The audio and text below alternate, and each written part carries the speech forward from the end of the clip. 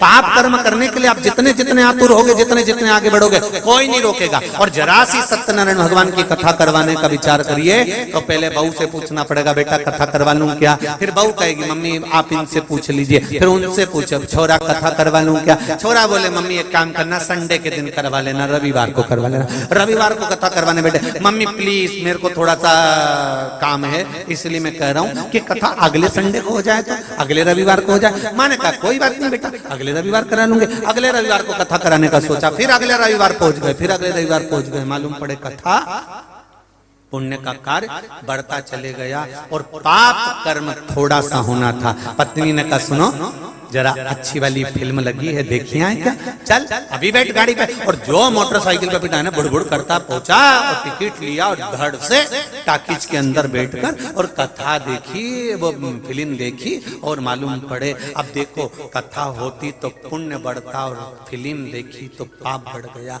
कहीं उसके वस्त्र आभूषण देख लिए, कहीं काम, कहीं आसक्ति, कहीं लोभ, कहीं तृष्णा, कहीं वासना, ये सब बढ़ता बढ़ता चले गया, सब बढ़ता चले गया।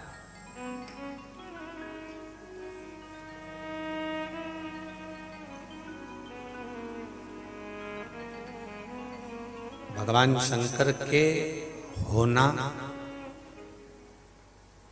आप कई लोग ऐसे हैं, कई लोग जितने भी यहाँ बैठे होंगे वो सब एक लोटा जल चढ़ा रहे होंगे। बोलो रे चढ़ा रहे हो? किन चढ़ा रहे?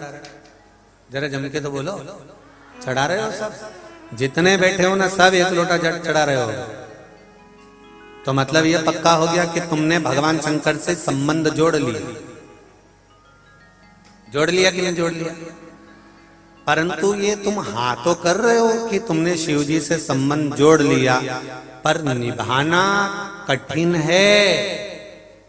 संबंध जोड़ना सरल है, साहब ये हमारी बहन है, ये हमारा भाई है, ये हमारा काका जी का छोरा है, ये हमारी काकी जी की छोरी है, तो ये संबंध तो कोई भी जोड़ ले, पर जीवन पर्यंत संबंध निभाए तो जाने ना।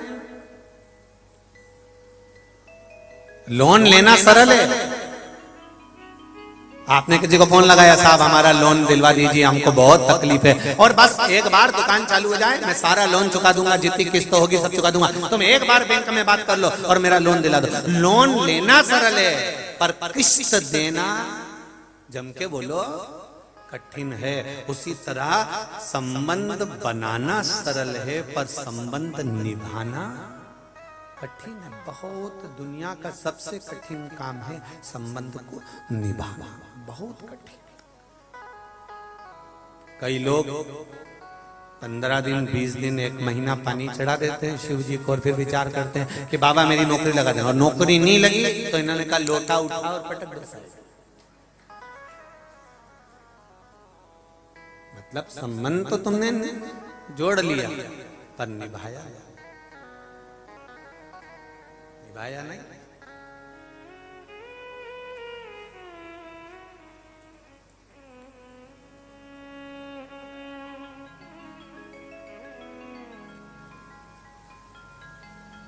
देवराज ने ब्राह्मण कुल में जन्म लेने के बाद कोई अच्छा काम नहीं किया। एक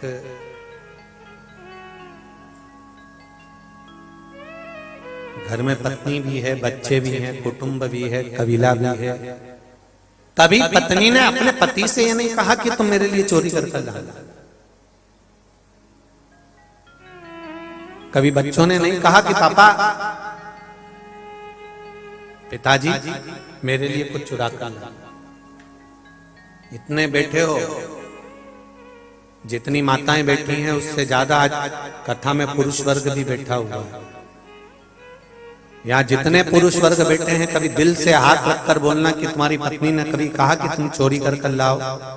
तुम्हारे बच्चों ने कभी कहा कि पापा मेरी अच्छी एजुकेशन के लिए, मेरी अच्छी पढ़ाई के लिए आप चोरी कर लाना, आप मेरे लिए झूठ बोल कर लाना, कपट कर लाना, बेईमानी कर लाना, गलत काम कर लाना? कभी ना पत्नी कहती है कि तुम गलत काम करो, और ना कभी बच्चे कहते हैं कि गलत काम करो, पर तुम अपने मन से दुकान पर बैठकर, व्यापार में, नौकरी में, व्यवसाय में एक का दो करना चालू करते हो। क्यों? क्योंकि तुम्हें लगता है मेरी पत्नी का, मेरे परिवार का मुझे भरण पोषण करना है, मुझे अपने परिवार को संभालना है, मुझे अपने परिवार के लिए कुछ करना है, परिवार के लिए कुछ करना है। एक आगे बढ़ने की ललकता तुम्हारे भीतर प्रकट होती चली जाती।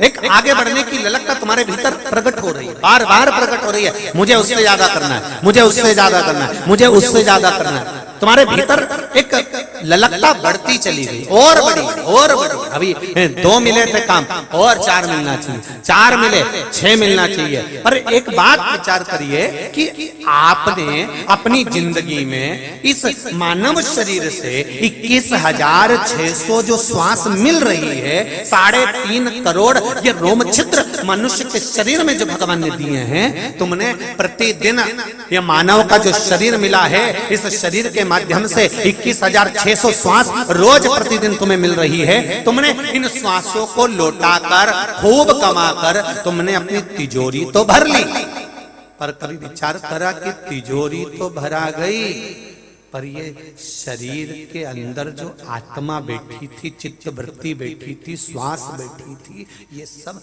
धीरे धीरे धीरे धीरे कलकर पूरी की पूरी खाली हो गई।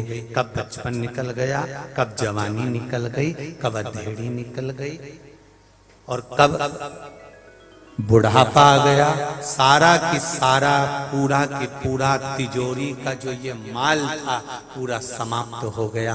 अंतिम बिंदु में जब प्राण छूटने का समय आया, तब भगवान को याद करा तो भगवान ने भी पूछा कि तेरा बचपन, तेरी जवानी, तेरी अधेड़ी सब गवा दिया, बुढ़ापे में तिजोरी संभालने आया तो ये तिजोरी में कुछ बचा तो है ही नहीं, अब तो ये गया। क्या मिला हमको? जितने लोग काशी की धरा पर आए, जितने लोग काशी की पुण्य भूमि पर पधारे हो,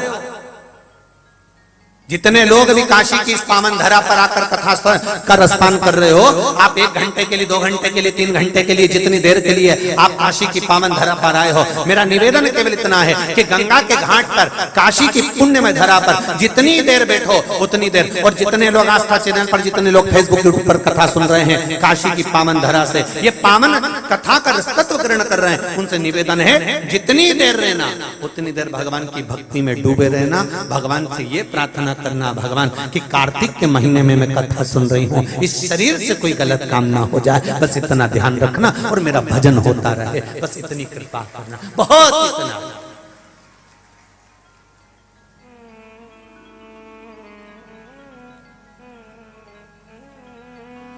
मत लगाओ मंदिर में दिया, हम तो बार बार कहते हैं, मत लगाओ अगरबत्ती, पर एक काम तो करो कि अगरबत्ती भी लगाओगे भगवान जितना प्रसन्न होगा, दिया लगाने से भगवान जितना प्रसन्न होगा। अगर आपके पास दिया नहीं, अगरबत्ती नहीं, धूप बत्ती नहीं, मत लगाओ, पर एक काम तो करो कि किसी का मन मत दुखाओ। अगर मन नहीं दुखाओगे तो अगरबत्ती और धूप बत्ती की भी जरूरत नहीं पड़ेगी, भगवान प्रसन्न हो जाएगा, भगवान प्रसन्न।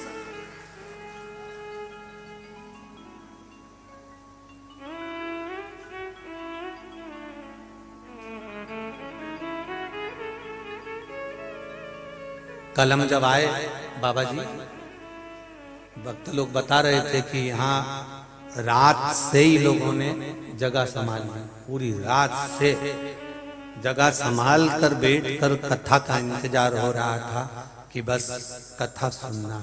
कितना विश्वास होगा आपका, कितना भरोसा, कितनी दृढ़ता।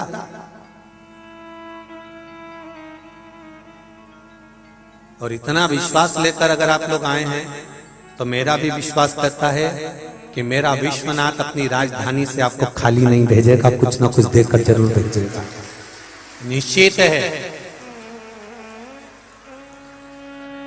साधारण नहीं है। वो भजन इतने दिन से गा रहे थे अपन, वो भजन आज सिद्ध हो गया। कथा करे देवराज नाम का ब्राह्मण, जो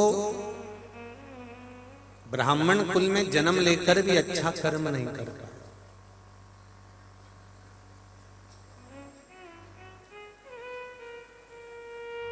काशी में जन्म लेने के बाद भगवान शिव के मंदिर में पहुंचने के बाद भगवान शंकर की धरा पर आने के बाद भी अगर आप अच्छा कर्म ना कर पाए तो आपका जीवन फिर व्यर्थ है।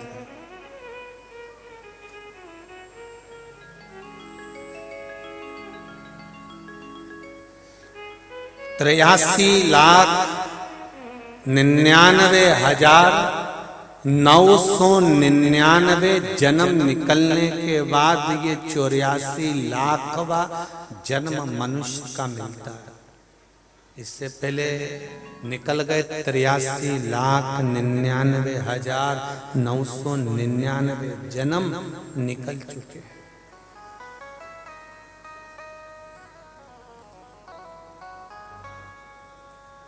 वो जन्म निकलने के बाद में फिर ये मनुष्य की देह 84,00,000वें नंबर पर प्राप्त हुई और वो भी हम यूं ही गंवा दें तो कोई मतलब का।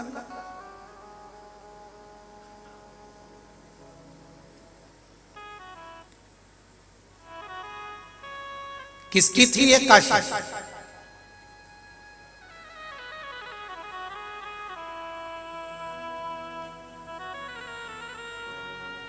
50,000 वर्ष तक भगवान बैकुंठ छोड़कर काशी में रहकर भगवान ने नियम लिया था। भगवान विष्णु ने एक नियम भगवान विष्णु ने धारण करा था कि सबसे पहले जब पृथ्वी का निर्माण होगा, सृष्टि का निर्माण होगा, सूर्य की किरण जहां पर पहली पड़ेगी, जिस जगह पर पहली किरण पड़ेगी उस जगह पर भगवान विष्णु ने कहा था मैं अखंड तप करूंगा। और जैसे ही पृथ्वी का निर्माण हुआ, सृष्टि का निर्माण हुआ, सृष्टि का निर्माण होते से सृष्टि का जैसे निर्माण हुआ, सृष्टि का निर्माण होते से पृथ्वी का निर्माण होते से सूर्य की पहली किरण सबसे पहले काशी में पड़ी। तो भगवान विष्णु बैकुंठ छोड़कर काशी में आकर निवास कर गए। भगवान विष्णु बैकुंठ छोड़कर काशी में आ गए और भगवान विष्णु ने इसी काशी में 50,000 वर्षों तक भगवान विष्णु ने काशी में रहकर तप साधना।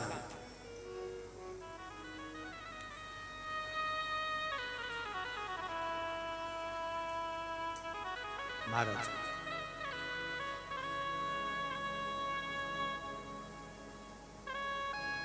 काशी को देखकर भगवान बड़े प्रसन्न होते थे।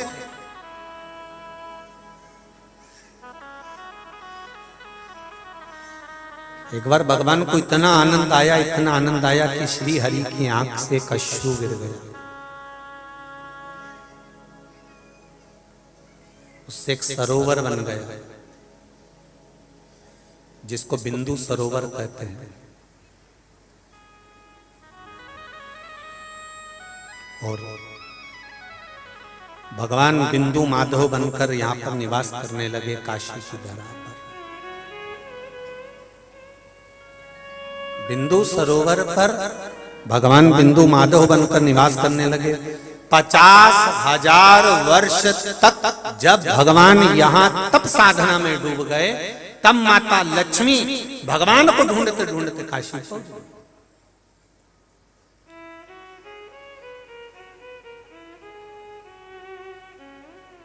सारी दुनिया में शिव जी के पास में पार्वती जी मिलती हैं, पर पूरी दुनिया में केवल एक विश्वनाथ ही हैं जहां पर माता अन्नपूर्णा मिलती है। जहां अन्नपूर्णा महारानी मिलती है वो पूरी दुनिया में एक ही है। विश्वनाथ की पावन धरा ये काशी, ये विश्वनाथ की पावन धरा ये काशी, जहां अन्नपूर्णा भगवान शंकर के साथ विराज। आई माता लक्ष्मी भ्रमण करती करती काशी में पहुंच गई। देखा तो भगवान नारायण तो तप में लीन, भगवान विष्णु तो तप साधना में लीन। उन्हें कोई मतलब नहीं कि कौन आया। भगवान तब जब तप साधना में लीन हो गए, लक्ष्मी जी के नैनों में जल भर गया तो लक्ष्मी जी दौड़कर अपने मायके चली गई।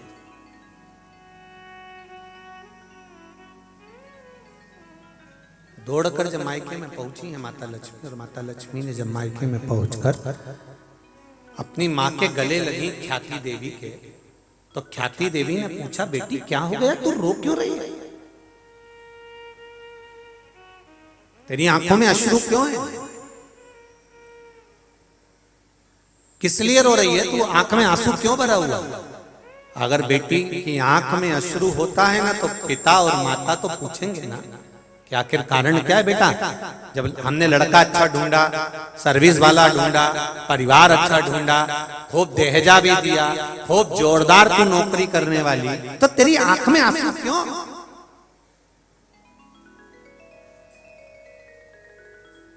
तू क्यों रो रही है। लक्ष्मी जी के भाई आ गए और दाता विदाता ने आकर पूछा, क्यों लक्ष्मी क्या हो गया, क्यों रो रही है, क्या हुआ, क्या तेरे को, रोने का कारण क्या है। ख्याति के गले लग गई, माता के गले लग गई माता लक्ष्मी, रो रही, खूब रो रही। माँ ने खूब पूछा, बेटा हुआ क्या, क्या कारण है तू रो रही है। तब लक्ष्मी जी ने कहा, माँ मेरे स्वामी वैकुंठ को छोड़कर 50,000 वर्ष का तप करने के लिए काशी में जाकर निवास करा है, और वो वहां तप की मुद्रा में, साधना की मुद्रा में बैठे हुए हैं। मैं गई, वहां पहुंची, पर मैंने देखा कि वहां नारायण मुझे देख भी नहीं रहे, वहां देख भी नहीं रहे।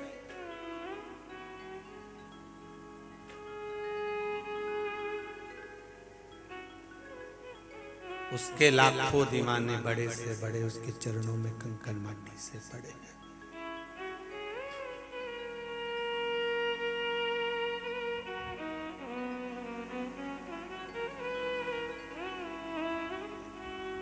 सारी दुनिया में जाइएगा, हो सकता है वहां लक्ष्मी से काम बन जाए, पर पूरी दुनिया छोड़कर विश्वनाथ के पास आइएगा, यहाँ लक्ष्मी से नहीं, केवल तुम्हारी भक्ति से काम बन जाता है, केवल तुम्हारी भक्ति। और महाराज जी हमने देखा यहाँ बाबा जी कि जब बेटी निधि को परमिशन नहीं मिली, तो हमने देखा, तो हमने उसको एक ही बात कही कि अब तो विश्वनाथ के हाथ में है कथा करवाना और ना करवाना। इतने में तो बाबा की कृपा, सतु बाबा की कृपा हो गई, और विश्वनाथ से बाबा जी ने भी विनती करी होगी, और कहीं योग संजोग बना। तो जहां सारी दुनिया में धन से काम होता होगा, सारी दुनिया में लक्ष्मी से काम होता होगा, पर ये मेरा विश्वास कहता है, शिव महापुराण की कथा कहती है कि लक्ष्मी भी उस स्थान से अपनी माँ के गले जाकर मिलकर कहती है कि इस बात तो स्वामी मेरे मुझे देखे तक नहीं है।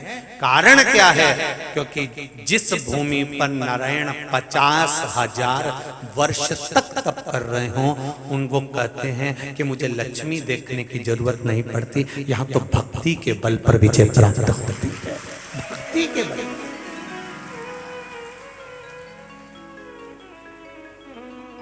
केवल भक्ति विशेष। तो तू रो क्यों रही है, तेरा रोने का कारण क्या है। ख्याति देवी पूछ रही अपनी बेटी से क्यों रो रही है, और होना चाहिए माँ अपनी बेटी से पूछे तेरे रोने का कारण क्या है, एक पिता अपनी पुत्री से पूछे तेरे रोने का कारण क्या है। जब परिवार अच्छा, कुटुंब अच्छा, धन अच्छा, वैभव अच्छा, तो तू क्यों रो रही है, रोने का कारण क्या है तेरा।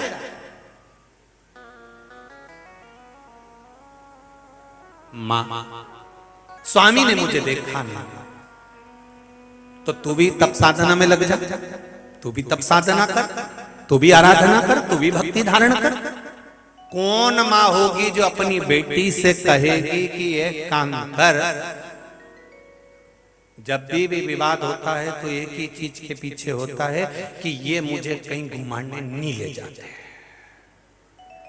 सबसे बड़ी लड़ाई इसी बात की चालू हो जाती है कि मम्मी ये मुझे कहीं नहीं लेके जाते, अकेले चले जाते हैं, मुझे कहीं घुमाने नहीं ले जाते। तो तुमने अपनी बेटी को ये समझाया कि बेटा एक काम करा कर, तू घूमने जाने की जगह बोला कर मुझे विश्वनाथ ले चलो, मुझे केदारनाथ ले चलो, मुझे महाकाल ले चलो, मुझे नागेश्वर, मुझे सोमनाथ ले चलो। कभी कभी अब नहीं ले जा रहा कहीं घुमाने की, मेरे को ऊटी नहीं ले जा रहे हैं, गोवा नहीं ले जा रहे, तो तू कह दिया कर मुझे विश्वनाथ ले चलो, चलो वहां चलो। तो उससे क्या होगा? तो माँ ख्याति देवी ने अपनी बेटी को कितना सुंदर ज्ञान दिया है। जरा मैं हर माता से निवेदन करूंगा कि बेटी जब रोकर आपके गले लगे और कहे कि मेरा पति मुझे ध्यान नहीं देता, तो आपको कहना है कि वो अगर ध्यान नहीं दे रहा तो तू एक काम कर कि वो भी भक्ति में डूबा है तो तू भी भजन में डूब जा, थोड़ा स्मरण में डूब।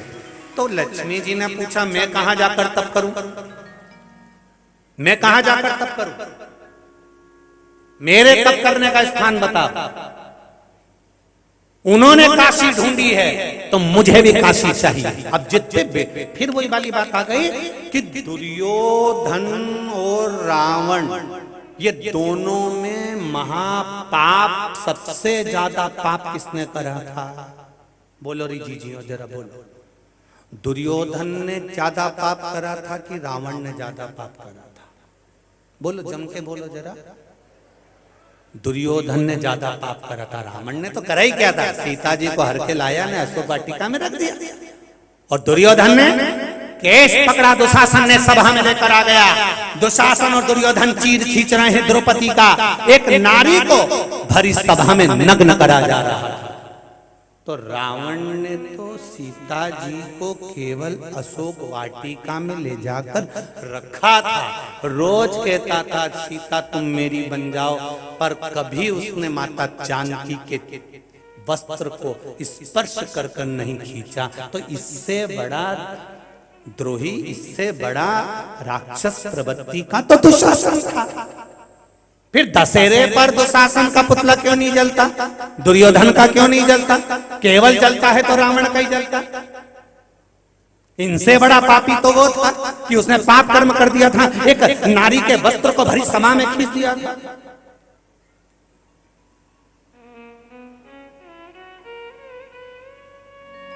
कारण क्या था?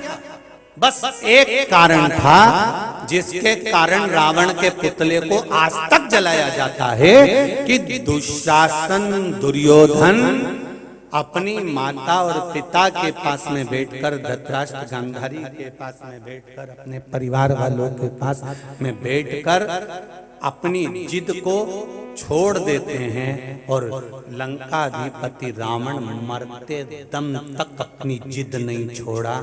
जो जिद नहीं छोड़ता उसका अंत बुरा हो जाता है, इसलिए रावण का अंत बुरा हो। जिद छोड़ना पड़ता। माता लक्ष्मी ने कहा जब मेरे पति काशी में तप कर रहे तो मुझको अभी काशी चाहिए, मैं बिना काशी के तप नहीं करूंगी। तो माता ख्याति देवी ने कहा चली जा काशी में, जा तू भी जा काशी में, वहीं पे तप कर ले। नहीं मैं नहीं जाऊंगा। कई कई माताएं जब लड़ाई कर लेती ना अपने पति से, पत्नियां, तो वो कहती इनकी गाड़ी में तो बैठ के नहीं जाऊंगी तो नहीं जाऊंगी, ये अलग गाड़ी में जाए, मैं दूसरी गाड़ी में जाऊंगी। तो पति बेचारा फिएट में गया और ये एम्बेसडर में गया। अब दिक्कत तो अब ये कि मेरे को भी काशी चाहिए और ये मैं काशी के बिना तप नहीं करूंगी। तो माता ख्याति देवी ने कहा कि सुनो लक्ष्मी, एक काम करो कि तुम नारायण की धर्म पत्नी हो, नारायण अगर तप करते हैं तो काशी बन जाती है, तू तप करेगी तो वो भी काशी बन जाएगी। इतने में लक्ष्मी जी भ्रमण करती करती उत्तराखंड की भूमि पर पहुंच गई। जिस उत्तराखंड की भूमि पर लक्ष्मी जी ने तप करा तो वहां भी एक काशी यहाँ है और एक काशी,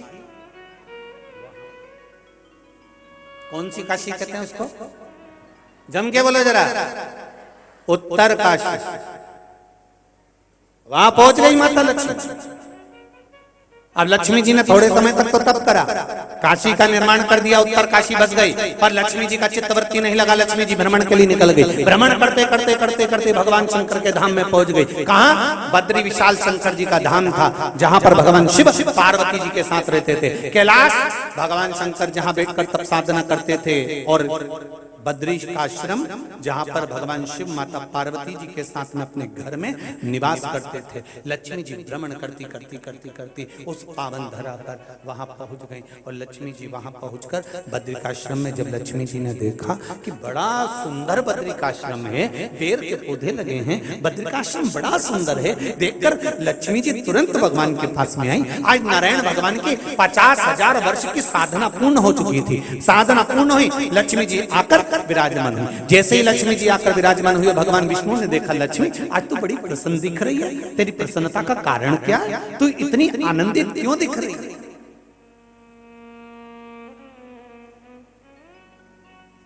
तेरी प्रसन्नता का कारण क्या है लक्ष्मी? लक्ष्मी जी कहती हैं, मेरी प्रसन्नता का एक कारण है कि मैं भ्रमण के लिए गई थी और उत्तर काशी में मैंने बैठकर तप साधना करी। घूमती घूमती मैं बद्रिकाश्रम में पहुंच गई। बद्रिकाश्रम में जाकर मैंने क्या देखा? बड़ी सुंदर व्यवस्था, बड़ा सुंदर धाम। इसलिए मेरा मन कर रहा है। भगवान विष्णु ने कहा, लक्ष्मी क्या मन कर रहा है? कुछ भी हो जाए, वो बद्रिकाश्रम मेरा होना चाहिए। भगवान विष्णु ने कहा, वो शंकर भगवान का घर है और तू वो मांग रही है? दूसरे की प्रॉपर्टी अपनी कैसे हो सकती है? मैं नहीं जानती, मेरे को तो बद्रिकाश्रम चाहिए, बस आप कुछ भी करो, चाहिए। भगवान ने कहा ठीक है। और मेरे नारायण उस अलकनंदा के घाट पर छोटे से बच्चे का रूप रखकर मेरे नारायण रोने लगे। पार्वती जी के कानों में शब्द पहुंचा कि कोई बच्चा रो रहा है।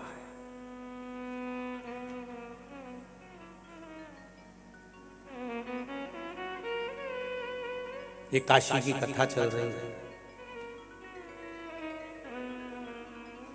ये काशी का महत्तम चल रहा है।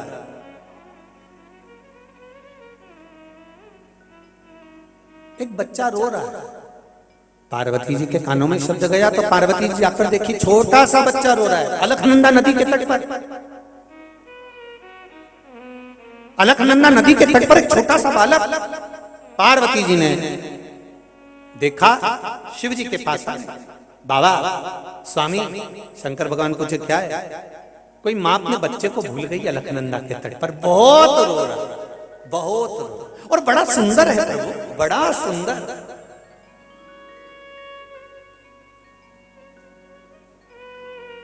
शंकर भगवान बोले, पार्वती, मैं आंख बंद करके तप साधना में बैठ रहा हूं, तुम भी मेरे पास में आंख बंद करके तप साधना में बैठ जाओ।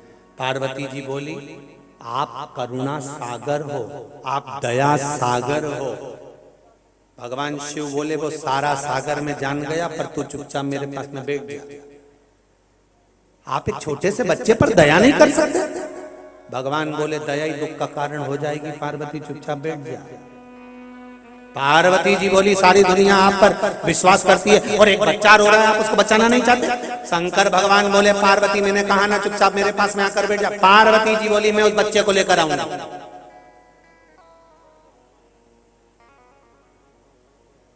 प्रभु, छोटा सा बच्चा, उसको गोदी में लेकर आऊंगा।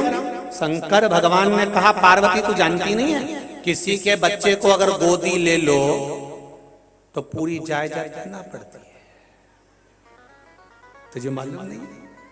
अगर किसी की औलाद गोदी आ जाए तो गोदी आने के बाद में तो प्रॉपर्टी की हकदार तो बन गई। अगर तूने उस बच्चे को गोदी में लिया तो तेरी सारी जायदाद वो ले ले।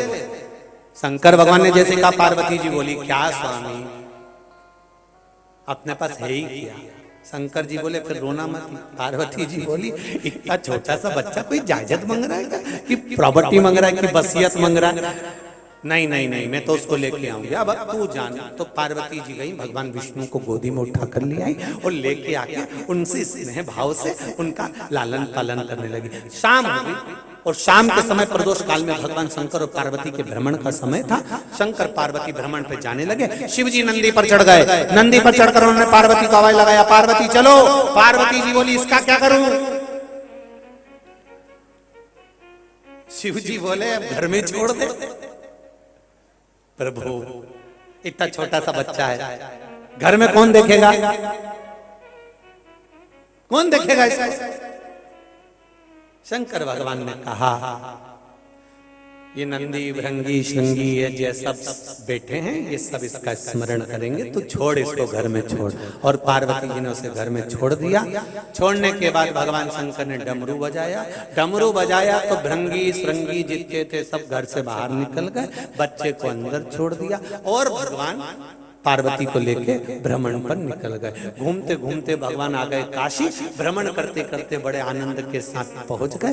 पहुंचने के बाद जैसे ही बद्रिकाश्रम में पहुंचे, पहुंचते से ही शंकर भगवान तो अब गाड़ी पे से धीरे से उतरे, नंदी पर से धीरे से उतरे। पार्वती जी कूदी और अपने बेटे का स्मरण आया, और बेटे का स्मरण आया तो बच्चे को देखने के लिए भागी। जैसे ही भागी, बद्रिकाश्रम का दरवाजा बंद। दरवाजा जैसे ही बंद, पार्वती जी ने आवाज लगाई, दरवाजा खोलो, दरवाजा खोलो, दरवाजा खोलो। कोई नहीं खोले। अंदर भृंगी तो बाहर खड़े थे, जी माता जी। श्रृंगी बाहर खड़े थे, जी माता जी। तो अंदर कौन है? कि वो छोटा बच्चा। दरवाजा किसने लगाया? पता नहीं। पार्वती जी खूब आंख में आंसू भरने लगी, मेरे घर में कौन प्रवेश कर गया?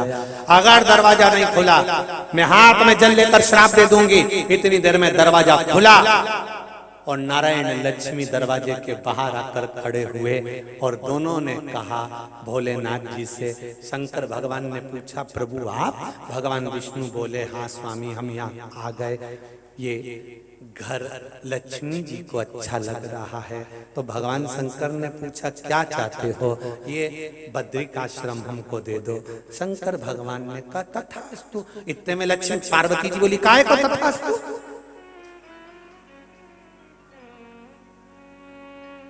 ये काय को था? अपना घर अपन नारायण को दे देंगे। हाँ, अपन कहां रहेंगे? भगवान शंकर बोले, अब ये तो नारायण बताएं, जब हमारा घर ये ले रहे हैं तो ये हमको कहां रखेंगे? तो नारायण भगवान से शिव जी ने पूछा, तुम हमारे बद्रिकाश्रम में रहोगे तो हम कहां रहेंगे? नारायण बोले, जिस काशी में मैंने 50,000 वर्ष तक तप करा, मेरा महादेव वहां रहेगा। मेरा महादेव।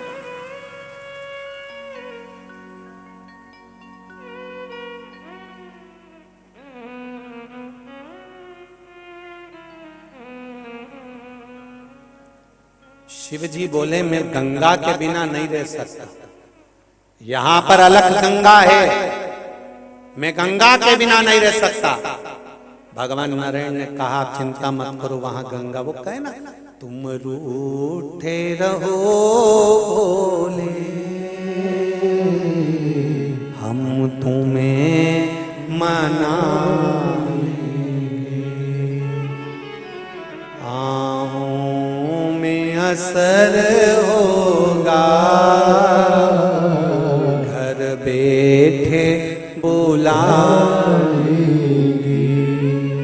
तुम कहते हो भोले, हमें गंगा प्यारी है। तुम कहते हो भोले, हमें गंगा प्यारी है। एक बार तो आ जाओ, गंगा भी बुला देगी।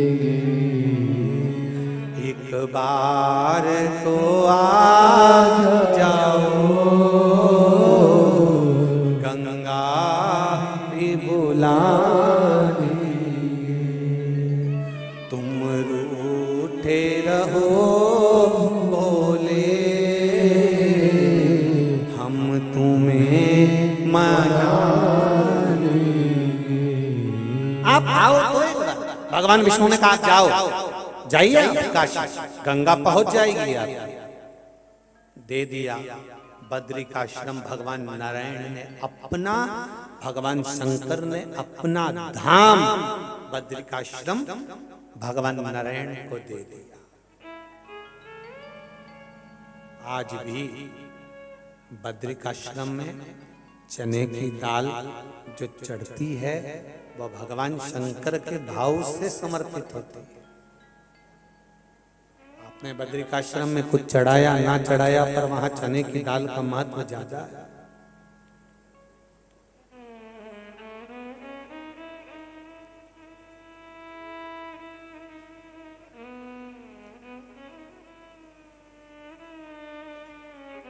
भगवान आए, स्वयं नारायण लक्ष्मी भगवान शंकर को लेकर, बिंदु माधव स्वयं इस काशी की पावन धरा पर भगवान शंकर को लेकर आए। और भगवान शिव ने जो काशी को देखा, जो काशी,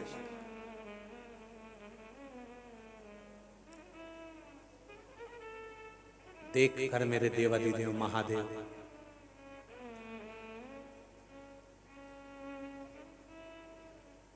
पार्वती जी को निहारने लगे। पार्वती जी शिव जी को देख रही हैं और शंकर भगवान माता पार्वती को देख रहे हैं। इसलिए काशी को नंदन वन कहते हैं। कौन सा वन है ये? जम के बोलो जरा। नंदन वन। उज्जैनी को महाकाल वन कहते हैं। उज्जैनी को क्या कहते हैं? महाकाल वन। इसको कहते हैं नंदन वन काशी। नंदन वन का मतलब क्या है? भगवान शंकर के 13 बच्चों में से कई संतान काशी के नंदन वन से प्रकट हुई, जैसे अशोक सुंदरी, ये नंदन वन से प्रकट हुई। अशोक सुंदरी का जन्म ही नंदन वन का।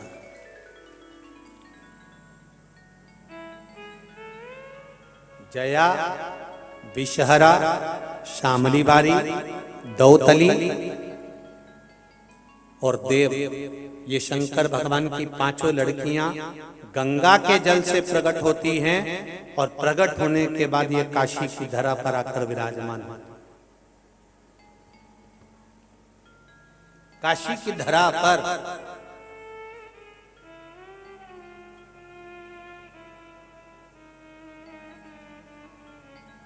संपूर्ण नगरी।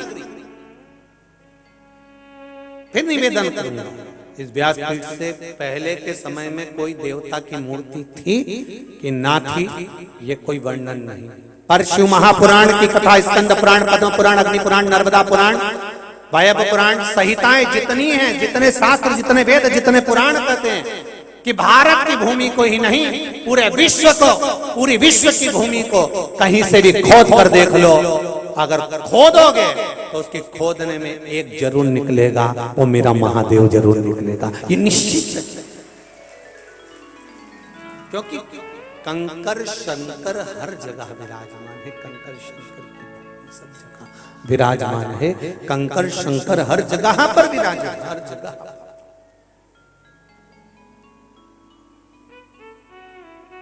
वो प्रकट है, प्राप्त है। महाराज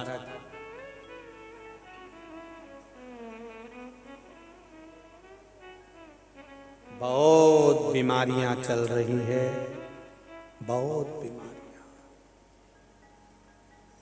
वो कहते हैं ना, अभी लोग कोरोना महामारी आई थी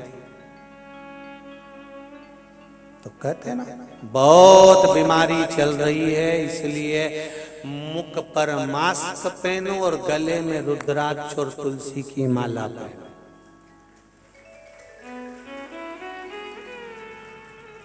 क्या क्या पहनना है जरा जम के बोलो जरा। मुंह पर मास्क और गले में रुद्राक्ष और तुलसी की माला। तो कहोगे महाराज जी ये मास्क पहना ये तो ठीक है कि ये बीमारी को रोक देगा, तो ये रुद्राक्ष और तुलसी की माला ये काई के लिए पहना रहे हो?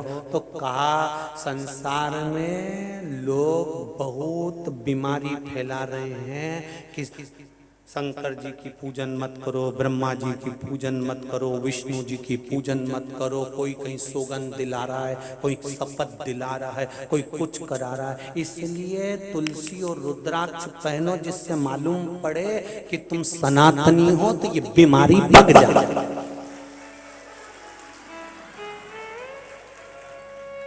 ये बीमारी को रोकने का क्रम है।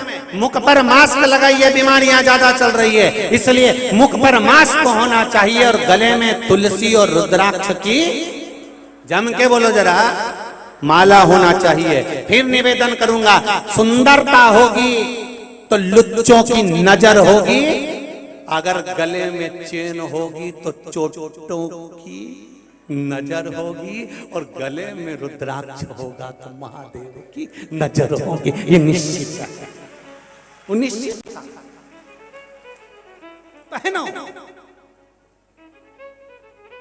मुख पर मास्क पहनिए और गले में तुलसी और रुद्राक्ष की माला पहनिए। बीमारियां बढ़ रही है, बहुत बीमारियां। लोग लगे हुए हैं सनातन धर्म को तोड़ने में, लोग लगे हैं सनातन धर्म को कमजोर करने में, लोग लगे हैं सनातन धर्म को नीचा दिखाने में। अगर गले में तुलसी की माला और रुद्राक्ष की माला होगी तो ये निश्चित है सामने वाला पहचान जाएगा। हम पहले भी कहे थे, श्रवण कुमार ने अपने मामा जी को तिलक से पहचाना था, केवल तिलक से।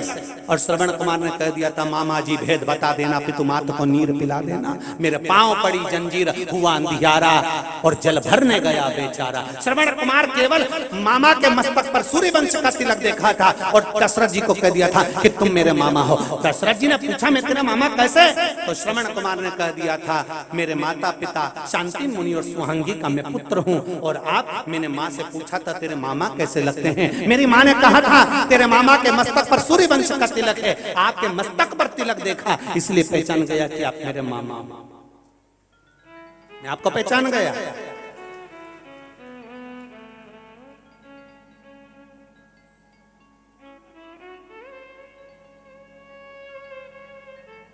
ये पहचान कहीं ना कहीं मैं महाराज जी कहने में पीछे नहीं हटूंगा।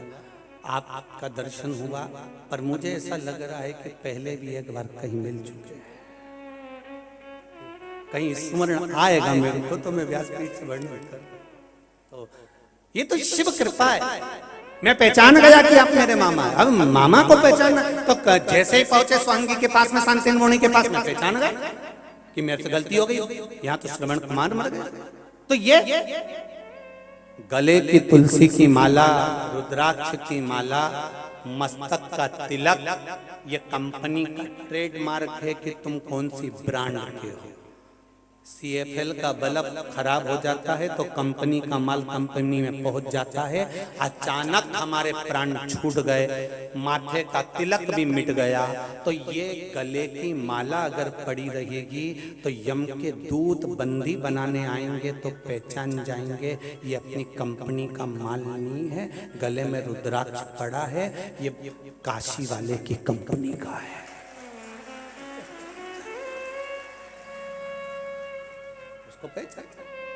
इसलिए ओ डमरू वाले,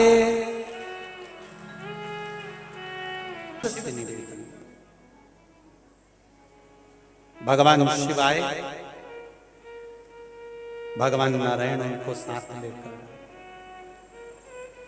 काशी की धरा को देखा, पवित्र भूमि का स्मरण किया।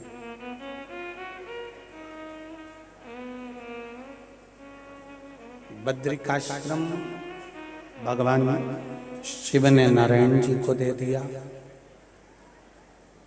जिस भूमि पर 50,000 वर्ष तक बैकुंठ छोड़कर भगवान काशी की पावन धरा पर बैठकर तप करे, वो काशी की पावन धरा भगवान ने शिव जी को,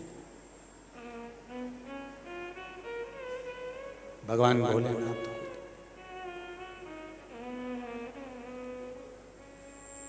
कितने कितने सतयुग, कितने त्रेता, कितने द्वापर, कितने कलयुग, ना जाने कितने कितने निकल गए। काशी अजर और अमर।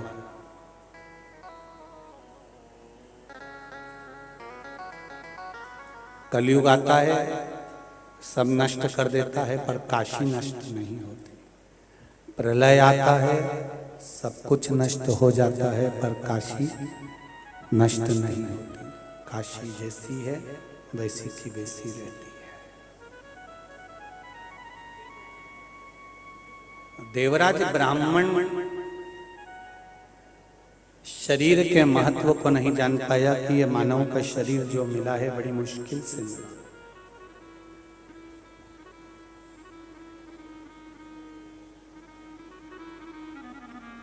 वाणी और विचार क्या क्या चीज, जम के बोलो जरा। वाणी और विचार ये अपनी कंपनी का माल है इस शरीर का। वाणी भी अपने शरीर का है और विचार भी अपने शरीर का।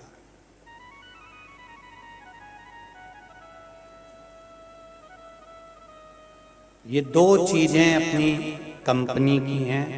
हर व्यक्ति के शरीर से, चित्त से, वृत्ति से, मन से दो चीजें श्रेष्ठ होना चाहिए, एक वाणी और दूसरा विचार।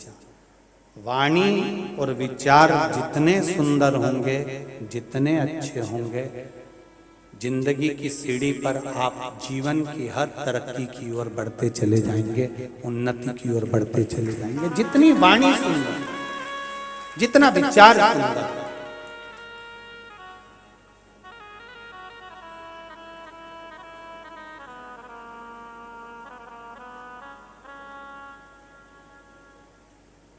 हम वाणी की भी सुंदरता रखें और हम विचारों की भी सुंदरता रखें।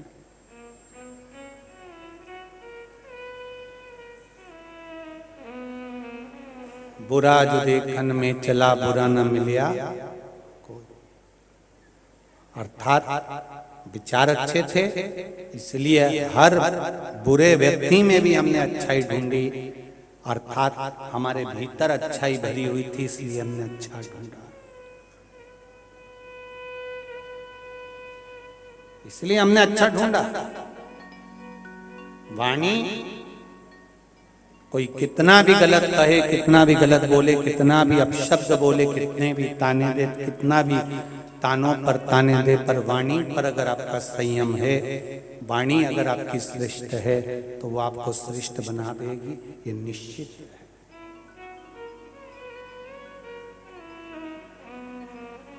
आपकी वाणी, हम कई बार कथाओं में कहते हैं कि जितने भी पत्रकार बंधु कथाओं में आते हैं उनकी जो कलम की श्रेष्ठता होती है,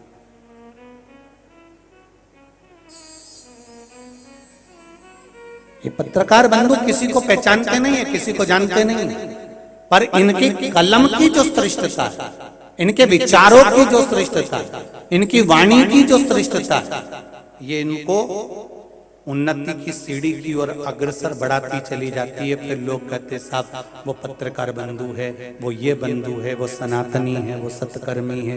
उसके विचार और उसकी वाणी और उनके कलम की विचार का, उनके कलम की आनंद का, तो कलम पर वही चीज लिखाती है जो उनके भीतर का विचार सुख देने वाले।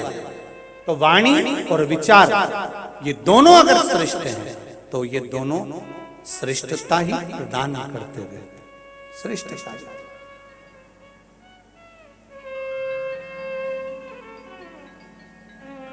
एक बार देवऋषि नारद जी से भगवान शंकर ने प्रश्न कर लिया था। एक प्रश्न था बाबा देवदिव्य महादेव का। जब देवऋषि नारद काशी भ्रमण के लिए आए, काशी भ्रमण करते करते देवऋषि नारद से भगवान शंकर ने कहा, नारद जी कैसे आए हो? देवऋषि नारद कहते हैं, मैं काशी की यात्रा करने आया हूं।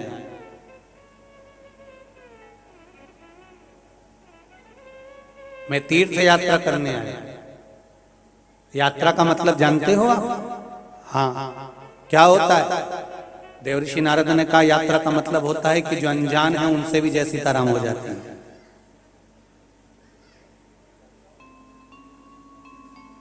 यहां जितने लोग बैठे हुए हैं, जो परिवार के साथ आए हैं, वो तो जानते होंगे कि हमारा परिवार का व्यक्ति, ये हमारा भाई है, ये हमारा कुटुंब का है, ये हमारी बहन है, ये हमारे रिश्तेदार, ये हमारे नातेदार है।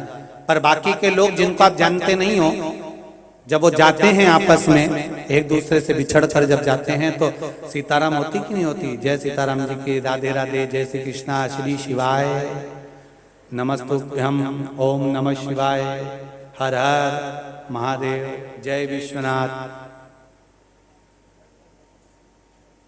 हम पहचानते नहीं हैं उसको, हम उसको जानते नहीं हैं। पर तीर्थ यात्रा का सबसे बड़ा सुख एक है कि हम जिसको जानते नहीं उससे भी हम राम राम, जय श्री कृष्णा, हर हर महादेव, श्री शिवाय नमस्तुभ्यम, जय विश्वनाथ, हम उससे कर लेते हैं।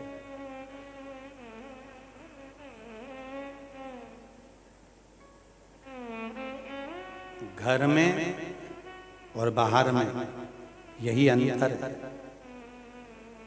जब हम तीर्थ यात्रा करने जाते हैं तो दूसरे से हर हर महादेव कर लेते हैं, और जब हम अपने रिश्तेदार के साथ कहीं घूमने जाते हैं तीर्थ यात्रा के अलावा, तो ये निश्चित है 5 दिन 7 दिन की यात्रा में एक ना एक दिन आपस में एक दूसरे का मुंह भगोना जरूर होगा, ये निश्चित है, इसको कोई टाल नहीं सकता।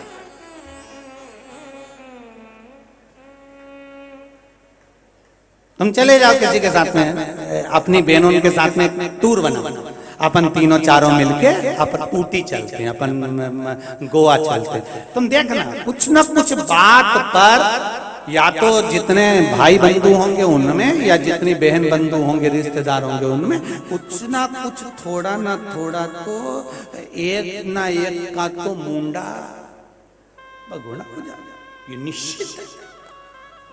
और तीर्थ करने जाओ तुम, उसमें किसी का मुंह भगोना नहीं होगा। क्यों? क्योंकि तीर्थ करने आए। कहीं खिचड़ी मिल गई तो ठीक, रोटी मिल गई तो ठीक, दादा विश्वनाथ की नगरी है, नहीं तो कार्तिक का महीना चल रहा है, एक दिन का व्रत सॉरी, पर मुंडा भगोना नहीं हुआ। इनने मुंडा को भगोना नहीं करने का। चलो ठीक है, जो हुआ ना, अपने इतने बड़े तीर्थ में आए हैं, भोजन हुआ ना, ठीक है, 3 बज रही है, अभी तक रोटी नहीं खाई, चलो ढाबा पे, अब कथा सुन के ही चले। तो मुंडा भगोना हुआ क्या?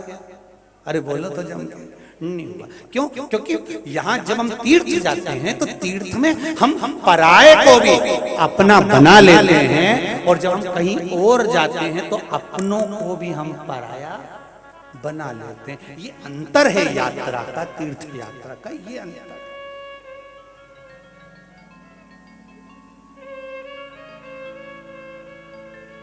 अब तुम यहीं देख लो ना, ये काशी में कथा हो रही है, एक बेटी ने निर्णय लिया अपने माता पिता का कि मम्मी पापा को कथा सुनना है, मेरी माँ रोज टीवी पे कथा सुनती है, उनको मैं कथा सुनाऊंगी।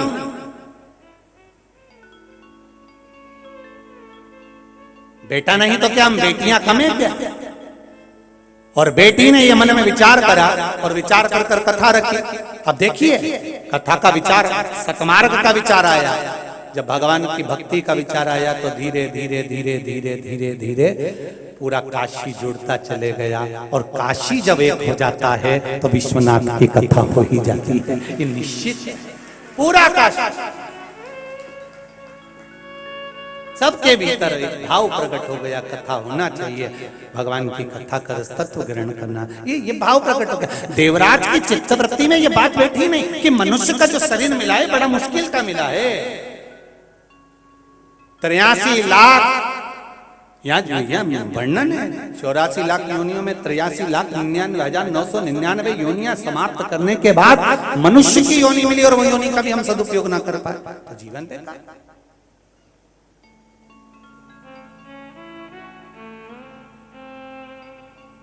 लगा देवराज ने चोरी का धन लेकर गया, शिव मंदिर में पहुंचा, कथा हो रही थी, उसके कानों में पड़ गई, निकला बेलपत्री के वृक्ष की छांव में प्राण छूट गए। शरीर में ताप था, शरीर में कष्ट।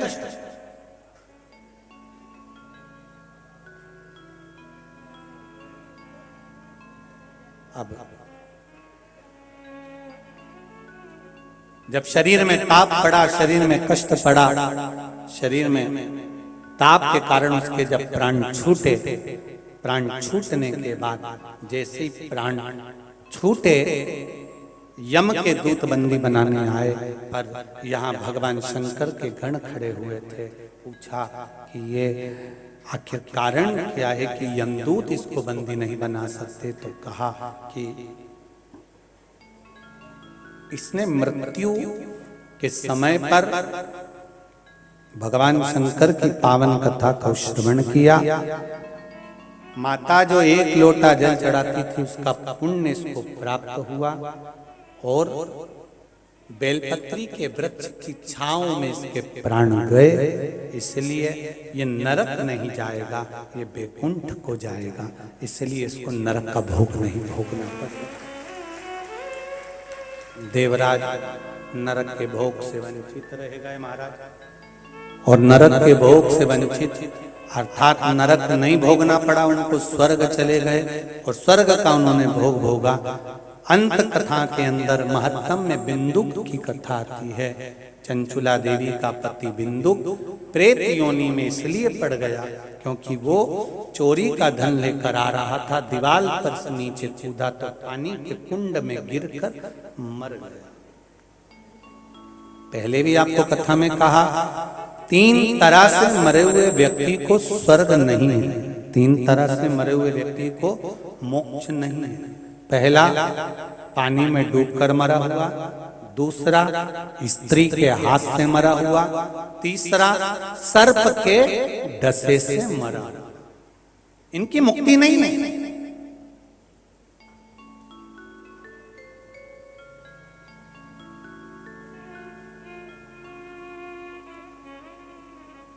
इनका मोक्ष नहीं है।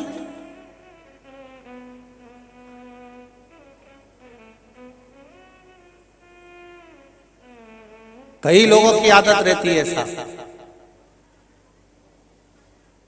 नदी में नहाने जाना है। कई लोगों की आदत रहती है। आपसे निवेदन है, आप यहाँ घाट पर अगर कथा श्रवण करने के लिए गंगा के तट पर आए हो तो हाथ जोड़ के निवेदन है, काशी विश्वनाथ का जहाँ मंदिर है उनके नजदीक में जो गंगा जी बह रही है, यहाँ से वहां जाओ और वहां जाकर विश्वनाथ के चरणों की गंगा का स्नान करो। पर यहाँ जो गंगा बह रही है इसमें कोई भी अंदर जाने का प्रयास मत करो, वहां जाओ। क्योंकि कुछ कदम चलकर जब हम विश्वनाथ के चरणों में जाएंगे और उसके चरण की गंगा में नहाएंगे तो ये निश्चित है कि हम उसके चरणों से जरूर मिल पाएंगे, ये निश्चित।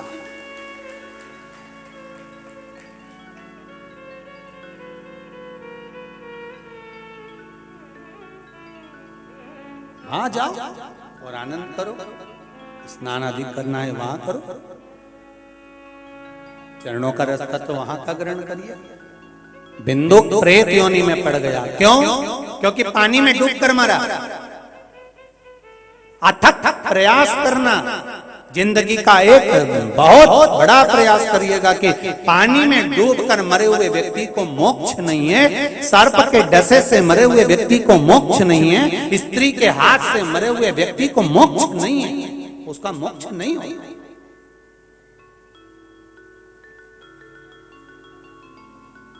उसकी मुक्ति नहीं, बिंदुक को मुक्ति नहीं मिली, प्रेत योनि मिल गई, भटक रहा है प्रेत योनि में, भटक रहा है।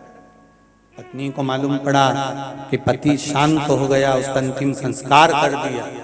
अंतिम संस्कार करने के बाद, अंतिम संस्कार के बाद में गांव के लोग सब काशी जा रहे थे और आज चंचुला देवी के मन में यह भाव प्रकट हो गया कि मैं भी काशी चली जाऊं,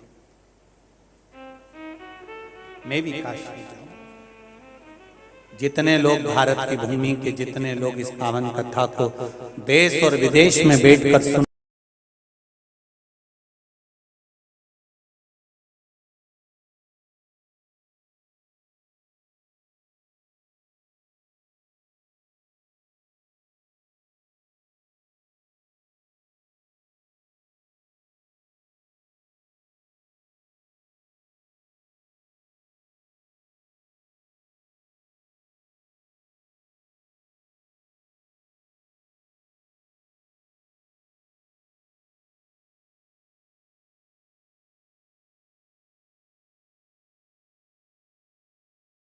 अवश्य फिर कहेंगे 25 लाख की गाड़ी में घूमने वाला भी एक दिन 25 रुपए के लोटे में भराकर गंगा जी पर पहुंच जाता है। लोग 25 रुपए के लोटे में भर के तुमको गंगा जी ले जाएं, उससे अच्छा है जीते जी इस करोड़ों की गाड़ी को एक बार शंकर के चरणों में लाकर छोड़ दो। जीते जी बहुत कठिन है मानव की, जब बहुत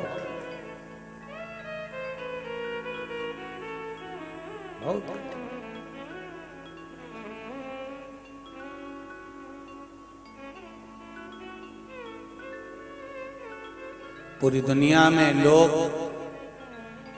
मरते हैं तो रोते हैं, पर काशी में मुर्दे को जलाकर भी लोग प्रसन्न होते हैं। क्यों? क्योंकि मेरे बाबा के चरणों में जा रहा है, मेरे बाबा के चरणों के पास। यहाँ तो लोगों के मुर्दे को देखकर रोते नहीं,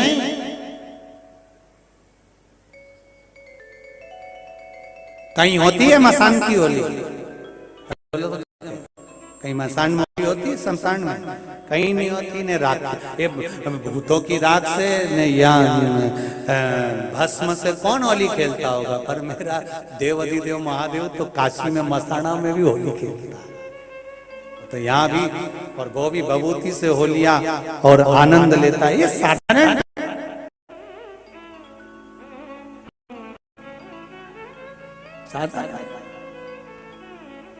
महाराज देखा, बाबा देख बिंदु के प्राण छूट गए। चंचुला देवी ने निवेदन किया और चंचुला देवी अपने गांव के लोगों के साथ में मिलकर भगवान काशी विश्वनाथ की नगरी में प्रवेश कर गई। काशी विश्वनाथ की नगरी में चंचुला देवी जब प्रवेश करी, एक जगह पर कहीं शिव महापुराण की कथा हो रही थी, उसको सुनने के लिए दूर बैठ गई। कथा सुनी, मन में भाव प्रकट हो गया कि कितनी सुंदर कथा है, और मैंने ब्राह्मण के मुख से सुना है, मैंने बाबा के मुख से सुना है कि पापी से पापी जीव भी एक बार अगर शंकर की कथा का रसतत्व ग्रहण कर लेता है तो वो भगवान शंकर के कैलाश धाम में शिव का गण बन जाता है। तो क्यों मैं अपने पति को सेवन कराऊं, क्यों ना मैं अपने पति को ये पावन कथा का रसतत्व ग्रहण कराऊं। ये मन में भाव प्रकट हो गया, और भाव प्रकट हुआ तो गंगा जी नहाने के लिए गई। गंगा नहा कर आ रही थी तो गंगा जी से उसने एक ही बात मांगी, हे गंगा मैया मुझे मेरे पति का यत्न बता दे।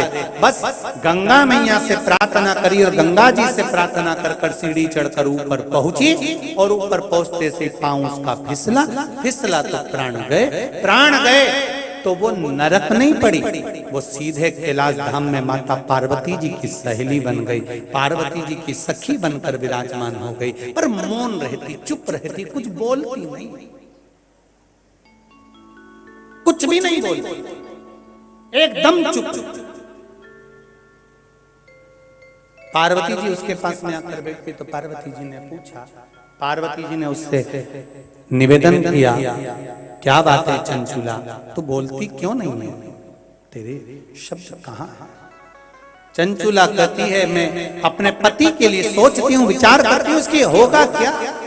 मेरा पति प्रेत योनि में पड़ा, इसकी मुक्ति कैसे होगी, इसके मोक्ष का क्या मैं उपाय करूं, वो बताओ। इसकी मुक्ति का कोई उपाय? पार्वती जी ने कहा, एक काम करो, तुम रुका जी के पास जाओ, देव ऋषि नारद के पास जाओ। देव ऋषि नारद के पास गए, तुमरुका जी के पास गए। तुमरुका जी ने कहा, मैं कथा तो कह दूंगा, पर जोड़ा कौन बैठेगा वहां, यजमान बनाकर किसको बिठाऊंगा, मैं यजमान के पद पर किसको विराजमान करूंगा, बताओ। तब चंचुला देवी की आंख में जल था। पार्वती जी ने कहा, तू चिंता मत कर, देव अधिदेव महादेव से कहे, जोड़ा उसी ने बनाया है, कथा भी वही सुनाएगा।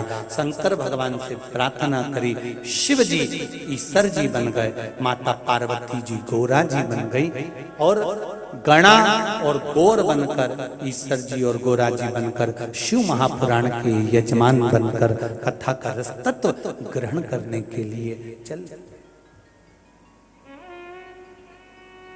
कथा का रसतत्व ग्रहण करने के लिए चले। और जब कथा का रसतत्व ग्रहण करने के लिए जाते हैं, आनंद चारों तरफ छा जाता है, चारों तरफ आनंद है। कथा का रसतत्व ग्रहण करने के लिए जाते हैं। थोड़ा आशीष बचन थोड़ा सा। ईसर जी और गोरा जी भगवान शिव की कथा को श्रवण करने के लिए यजमान बनकर जा रहे हैं। ऐसा पावन प्रसंग ईसर जी और गोरा जी की झांकी का दर्शन अवन करेंगे। उससे पहले पूज्य स्तुवा बाबा जी के आशीर्वचन अपने को प्राप्त हो जाए। काशी नगरी में संतों का आगमन और उनके आशीर्वचन हमको मिले तो हमारे जीवन की सार्थकता है। ईसर जी और गोरा जी पधारे हैं, जोरदार ताली बजाकर स्वागत करें। देवाधिदेव महादेव ने अपने लिए निश्चित कर रखा।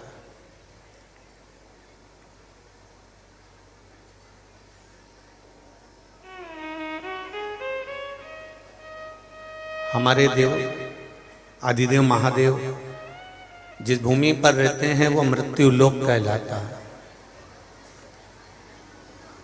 एक बात अपने चित्त वृत्ति में लेकर आइएगा कि हम और आप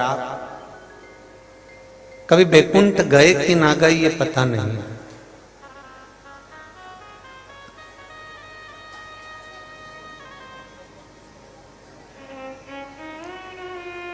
आप में से कोई अगर बैकुंठ गया हो तो बात दूसरी है, पर हम तो नहीं गए अभी तक, और ब्रह्मलोक भी हम नहीं गए। आप में से कोई गया हो तो बात दूसरी है।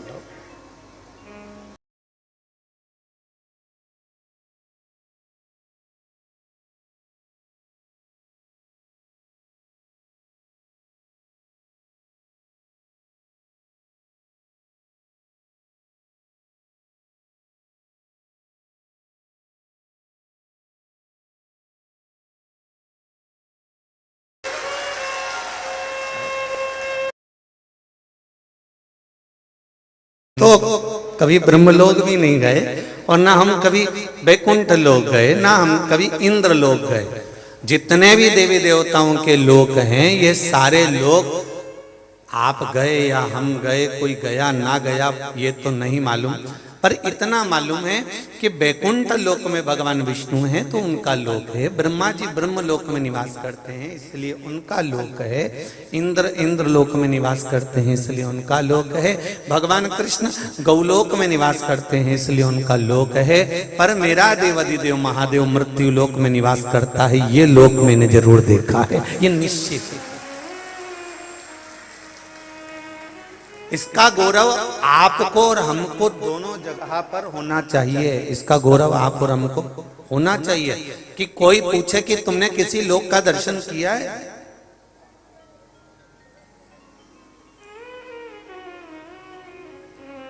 तुमने किसी लोक को देखा है? तुमने किसी लोक का दर्शन करा किया?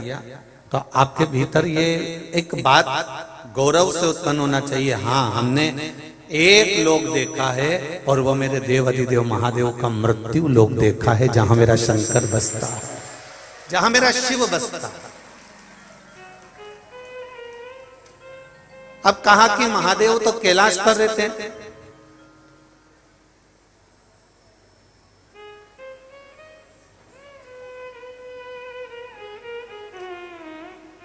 सारे लोक की एक राजधानी होती है।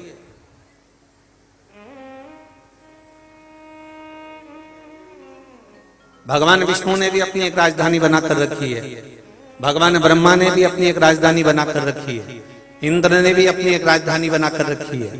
ब्रह्मलोक में जाएंगे तो ब्रह्मलोक में एक राजधानी मिलेगी, बैकुंठ में जाएंगे तो बैकुंठ लोक में एक राजधानी मिलेगी, इंद्रलोक जाएंगे तो इंद्रलोक में एक राजधानी मिलेगी।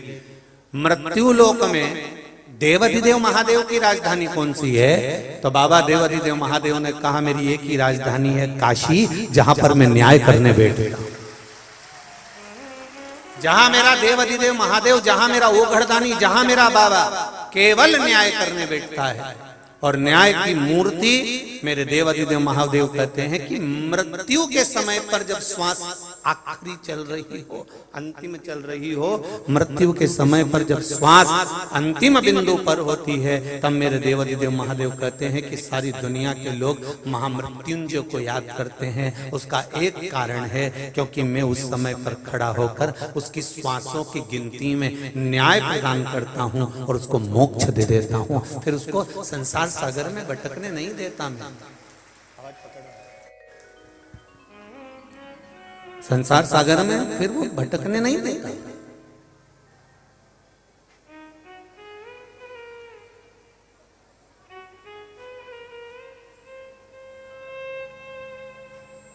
ये तो शिव बाबा की कृपा है, मेरे विश्वनाथ की दया है, उनकी उदारता है और उनकी करुणा है। और जब तक उनकी करुणा नहीं होती, जब तक उनकी उदारता नहीं होती, तब तक, जब तक उनकी दया नहीं होती, तब तक संसार का कोई सुख हमारे जीवन में प्राप्त नहीं हो सकता, कोई सुख हमारे जीवन में मिल ही नहीं सकता।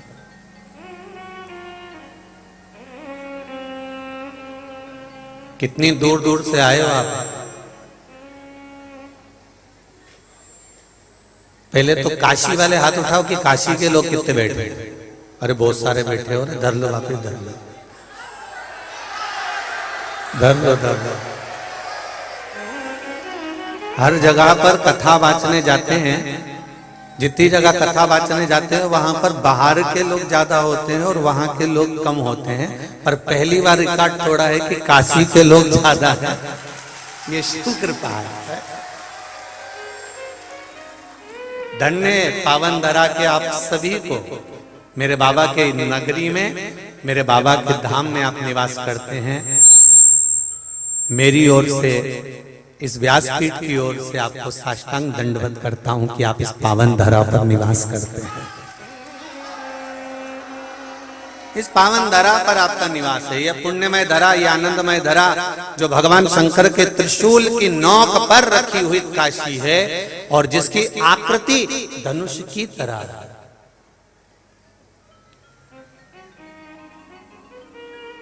जहां पर राजा हरिश्चंद्र जैसे, जहां पर राजा विक्रमादित्य जैसे, जहां पर राजा हरिश्चंद्र विक्रमादित्य जैसे स्वयं आकर तप साधना करते हो, स्वयं आकर भगवान की अविरल भक्ति में डूबते हो, स्वयं आकर भगवान की अविरल भक्ति का रस तत्व ग्रहण करते हो, ऐसी पावन धरा पर निवास मिला।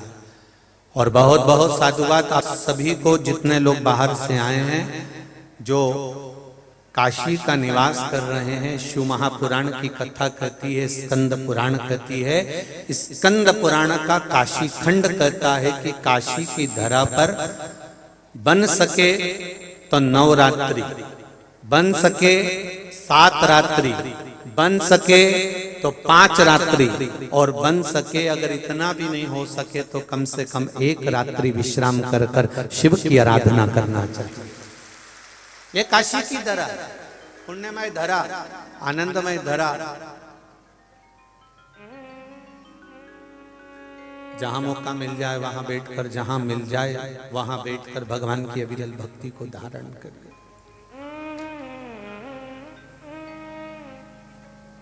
अविरल भक्ति शिव कथा कहती है,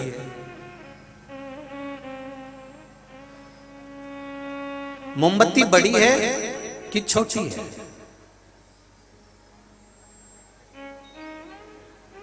मोमबत्ती बड़ी है छोटी है उससे कोई फर्क नहीं पड़ता कि मोमबत्ती की हाइट क्या है, आकृति क्या है, वो कितनी बड़ी है कितनी छोटी है, कितनी बड़ी और कितनी छोटी है, उससे कोई मतलब नहीं।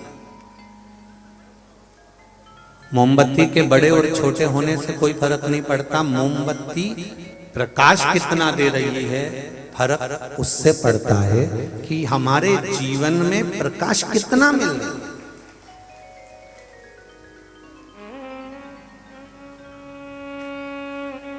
कोई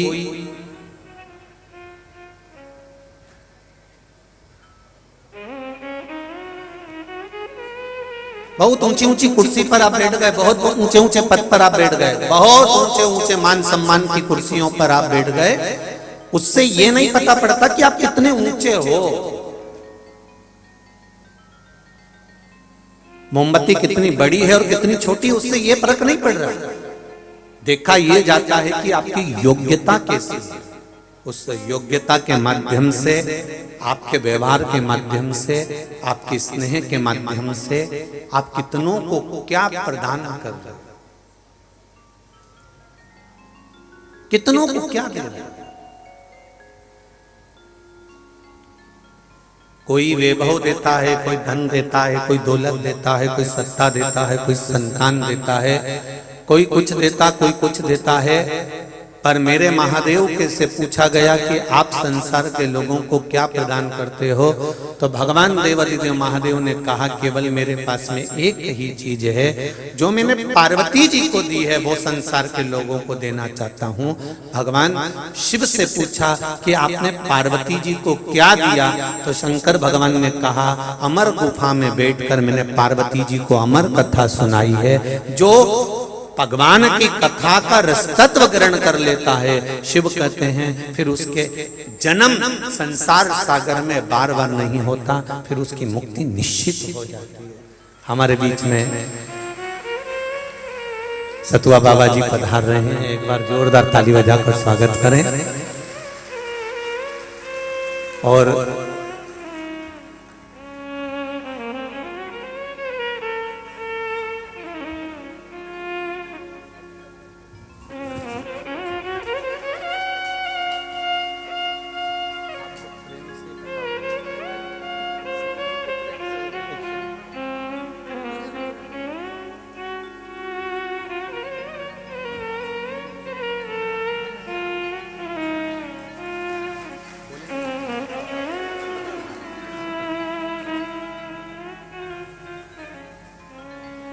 एक बार जोरदार ताली बजाकर स्वागत करें सतु बाबा जी का। इस कथा को एक बेटी करा रही थी, निधि बेटी। कहाँ बैठी है निधि बाबू? कहाँ है? अच्छा वो जरा एक बार जनता जनार्दन के साइड में मुख करके हाथ जोड़ लीजिए। ये बेटिया बहुत प्रयास कर रही थी, बहुत प्रयास कर रही थी कथा के लिए, और कुछ योग संजोग नहीं बन पाया, तो बीच में हमने भी मंसूर से कह दिया था, आप लोगों को मालूम होगा कि परमिशन नहीं मिल पा रही थी और व्यवस्था नहीं हो पा रही थी। पर आदरणीय सतुआ बाबा जी को मैं दंडवत साष्टांग प्रणाम करता हूं, जिनका अथक प्रयास रहा और पूर्ण प्रयास के साथ में काशी नगरी में ये कथा आपके प्रयास से हो सके। बहुत बहुत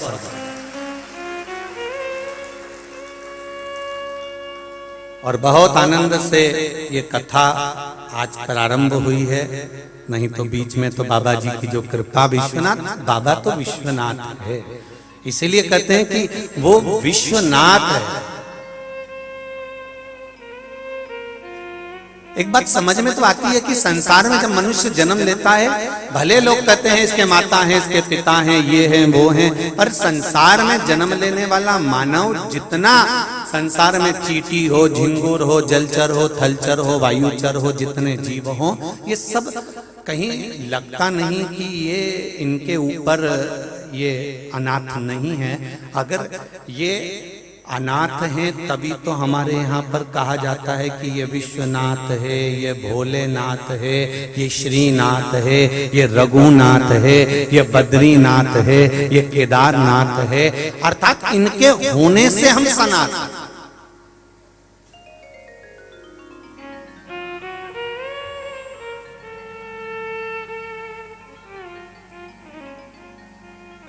इनके होने से हमारी सनातन,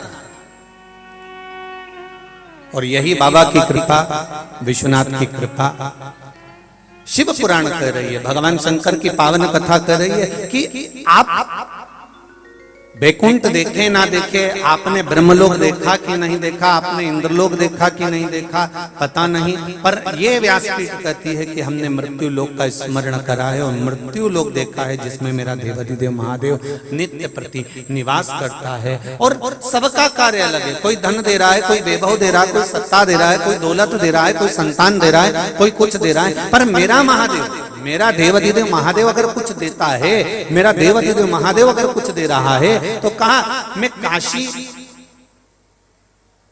में बैठूं, चाहे मैं केदार में बैठूं, चाहे मैं अमरनाथ में बैठूं, मेरा देवाधिदेव महादेव कहते हैं मैं पार्वती जी को जो दिया हूं वही संसार के लोगों को प्रदान करता हूं।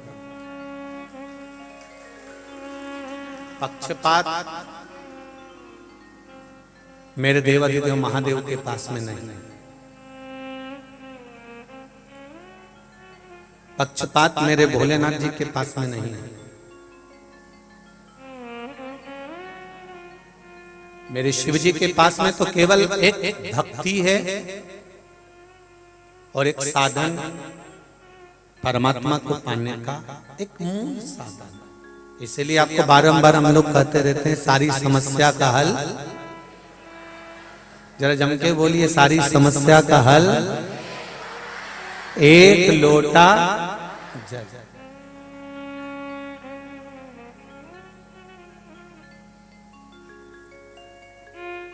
भगवान देवाधिदेव महादेव ने कहा मैं केवल पार्वती जी को जो अमर तत्व दिया हूं वो संसार के लोगों को केवल अमर तत्वता प्रदान करता। और अमरता किसको कहते हैं? मतलब आप मरे नहीं तो अमर हो गए क्या?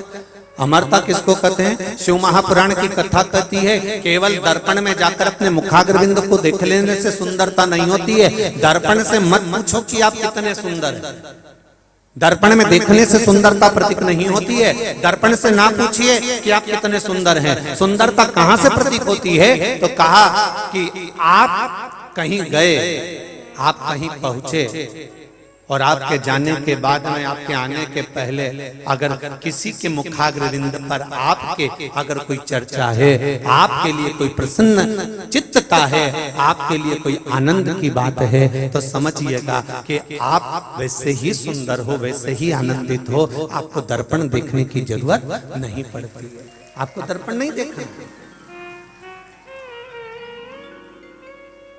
जिन गंगा मैया के तट पर हम कथा सुन रहे हैं, माता पार्वती जी की बहन है गंगा मैया। जितना माता पार्वती जी ने तप करा उससे दुगना गंगा मैया ने तप करा है। जितना पार्वती जी ने आराधना करा उससे दुगना आराधना माता गंगा ने करा है। जितनी साधना माता पार्वती जी ने करी उससे अधिक साधना गंगा मैया ने करी है। तप साधना जितनी ज्यादा कर सकती थी माता गंगा ने करी है। और जब गंगा मैया ने तप साधना करी, आराधना करी, तप करा और बहुत बहुत समय तक तप साधना में डूबी रही माता गंगा, तब भगवान शंकर ने पार्वती जी को जब पत्नी के रूप में स्वीकार करा, धर्म पत्नी बनाया, तो गंगा जी की आंख में जल भरा। गंगा जी रो रही थी। शिव जी ने पूछा गंगा तू क्यों रो रही है? गंगा जी कहती हैं प्रभु आपने पार्वती जी को धर्म पत्नी बनाया, तो तू क्या चाहती थी? गंगा जी बोली मैंने भी तो तप साधना करी है, मैं भी तो आपकी धर्म पत्नी बनना चाहती हूं।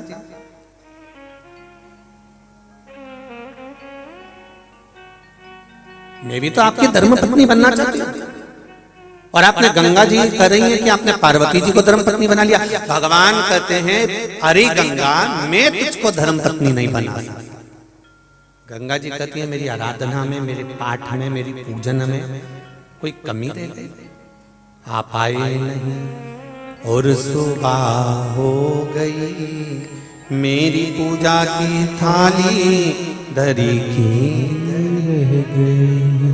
कोई आराधना में कमी हुई है? कोई पूजन में कमी हुई है? कोई तप साधना में कमी हुई है?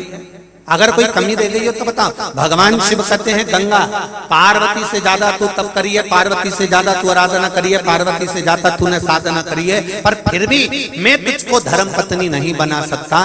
तो कारण क्या है? भगवान शंकर कहते हैं तेरी तप साधना के बल पर, इतनी आराधना के बल पर अगर मैं तेरे को धर्म पत्नी बनाऊंगा गंगा, तो धर्म पत्नी पति के बराबर में आकर बैठती है। पर गंगा तूने इतना तप करा है, इतना तप करा है कि मैं तुझे बराबर में नहीं बिठा सकता, तुझे अपने सिर पर बिठाऊंगा, इसलिए मैं तुझे अर्धांगिनी नहीं बना सकता,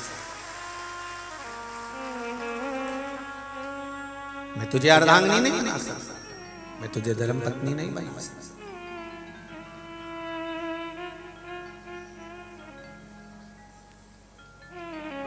कई लोग कहते हैं हम भगवान को एक लोटा जल चढ़ाते हैं, हम पूजन करते हैं, हम आराधना करते हैं, हम भगवान को भजन करते हैं, कीर्तन करते हैं, मंत्र जाप करते हैं, हम स्मरण करते हैं, हम भगवान की इतनी आराधना करते हैं, इसके बाद भी भगवान हमारी क्यों नहीं सुनता? भगवान से तुम्हारा बैर नहीं है? सुन लो री काशी वाली जी, भगवान से तुम्हारा बैर नहीं है। पर अगर भगवान सुनने के बाद भी अनसुना कर रहा है तो जरूर विचार करिएगा कि तुम्हारे लिए कुछ अच्छा सोच कर रखा होगा उसने।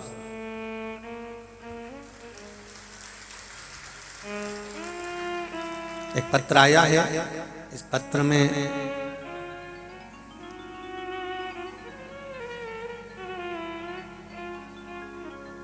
सुरभि अर्पित साहू जबलपुर से हैं, कहीं बैठे हो तो हाथ हिलाइएगा। सुरभि अर्पित साहू कहीं बैठे हो तो दोनों हाथ हिलाइएगा। आप ही हैं? दोनों हाथ हिला दो। श्री शिवाय नमस्ते। मैं अर्पित साहू जबलपुर से आई हूं। मेरे पेट में गठान हो गई थी लगभग 6 cm की, उसका ऑपरेशन होना था। दूसरे दिन जब मैं घर आई, मैंने अर्पित को बोला मुझे ऑपरेशन नहीं कराना। अर्पित बोले गठान बढ़ती जा रही है, करा लो। मेरे पास दूसरे दिन 2 बजे तक का टाइम था। मैंने YouTube में गठान ठीक करने का उपाय ढूंढने का प्रयास करा, तब आपकी कथा प्राप्त हुई। जब उसमें आया कि एक बेल को जलाकर पीपल के पत्ते पर रखकर बेलपत्री के पेड़ के नीचे पिपलेश्वर महादेव का नाम लेकर स्मरण करें और कुछ समय बाद उस जले हुए बेल की भस्म को लेकर शिवजी पर अर्पित करें। बाद में उसे वही मंदिर में रखकर थोड़ा सा सेवन करें। वह उपाय मैंने करना प्रारंभ करा। दोपहर दूसरे दिन 2 बजे मेरा हॉस्पिटल में ऑपरेशन होना था। पति मुझे हॉस्पिटल लेकर गए। डॉक्टर बोले ऑपरेशन थिएटर में ले जाने की तैयारी होने लगी। तब मैंने डॉक्टर साहब से कहा, डॉक्टर साहब एक सोनोग्राफी और कर लीजिए। डॉक्टर साहब ने एक सोनोग्राफी और करी और एक सोनोग्राफी और कर उस रिपोर्ट को जब डॉक्टर साहब ने देखा तो डॉक्टर भी आश्चर्य में पड़ गए कि वो गठान गायब हो चुकी थी। वो गठान नहीं, गठान समाप्त, गठान चली।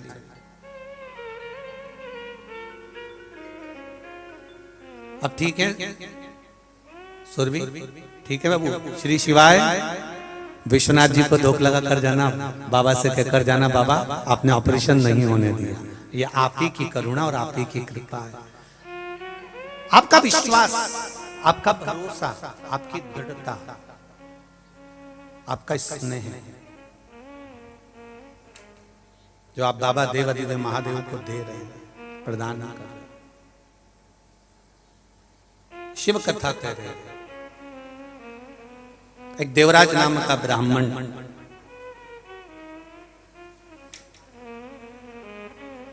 ब्राह्मण कुल में जन्म लेने के बाद भी कर्म अच्छा नहीं कर पाया, श्रेष्ठ कर्म से वंचित रहा। कोई श्रेष्ठ कर्म नहीं कर पाया। कभी कभी मनुष्य का जीवन मिल जरूर जाता है, परंतु उस मानव के जीवन को प्राप्त करने के बाद भी उस मानव के मूल तत्व को नहीं समझ पाता। मिल गया मनुष्य की देह, मिल गया मानव का शरीर, उसके बाद भी हम नहीं समझ पाते कितनी कृपा करी होगी बाबा ने, कितनी दया करी होगी, कितनी करुणा करी होगी कि सारी दुनिया के लोग काशी विश्वनाथ की धरा पर 1 रात्रि 2 रात्रि 5 रात्रि रुकने के लिए आते हैं, पर आप पर बाबा देव अधिदेव महादेव की कितनी कृपा हुई होगी कि आपको काशी का निवास दिया। आप काशी का निवास कर रहे हो, आप गंगा जी के घाट पर रह रहे हो, आप मां गंगा के घाट पर निवास कर रहे हो, काशी का निवास कर रहे हो। जरा विचार करिएगा कि बाबा की कितनी कितनी करुणा, कितनी उदारता।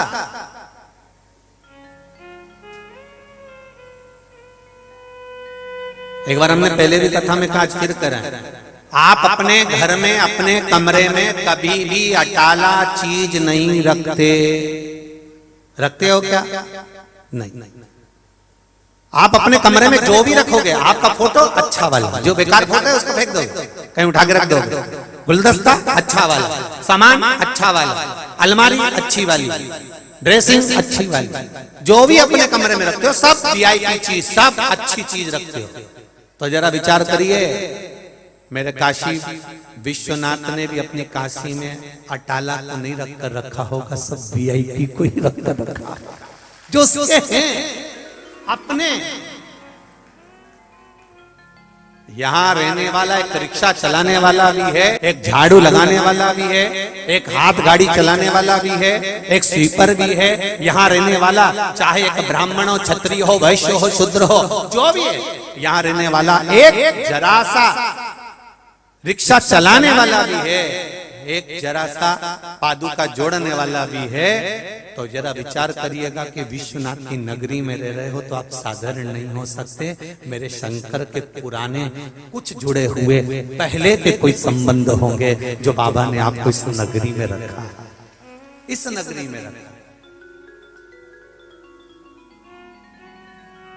और रहने के बाद भी अगर हमारे मन में, हमारे चित्त में, हमारी वृत्ति में, हमारे भाव में, हमारी चित्त वृत्ति में, हमारे मन में ये भाव उत्पन्न हो जाए कि हम कुछ गलत कर दें, तो ये मन में सोचिएगा कि हमारे विश्वनाथ की नगरी में हम रह रहे हैं और बाबा हमको रखे हैं, तो ये बाबा की कृपा ही तो है, बाबा की करुणा ही तो है।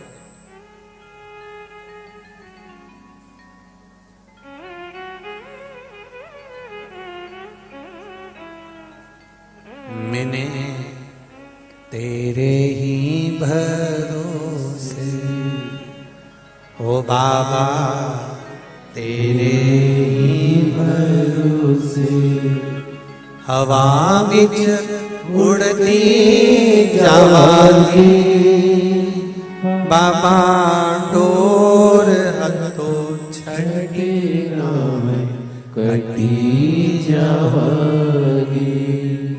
भोले मैं तेरी पत्नी, शंभो मैं तेरी पत्नी, हवा बिच उड़ती जावांगी, बाबा डोर हथों छड़के नाम कटी जावांगी। शिव कथा कर रही है। देवराज नाम का ब्राह्मण कुल में जन्म लेने के बाद, ब्राह्मण तत्व धारण करने के बाद, एक ब्राह्मण के परिवार में जन्म लेने के बाद भी श्रेष्ठ कर्म नहीं करता।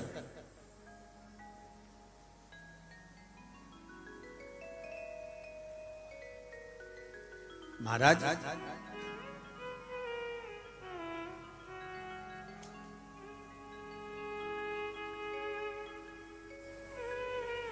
दुनिया बदलोगे ये सोच कर बैठे हो कि मैं दुनिया बदल दूंगा, दुनिया को बदलने में लग जाओगे तो स्वयं एक दिन हार जाओगे। याद रखना एक बात को, ये विश्वनाथ की नगरी से कथा सुन रहे हो जितने लोग आस्था चैनल पर, फेसबुक, यूट्यूब पर, और जितने इस मां गंगा के पावन तट पर, विश्वनाथ की धरा पर, और कथा भी कहां हो रही है? विश्व सुंदरी पुल के नीचे।